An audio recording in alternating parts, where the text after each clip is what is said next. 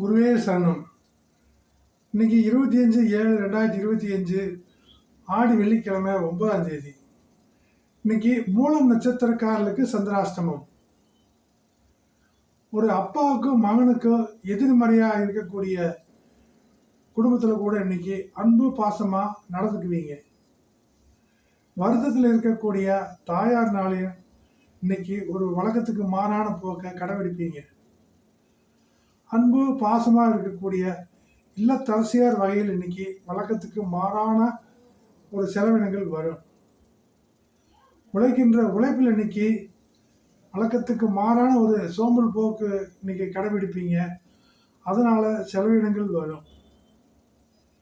காதல் சார்ந்த விஷயங்கள்லையும் இன்னைக்கு ஒரு வழக்கத்துக்கு மாறான போக்கை கடைபிடிப்பீங்க.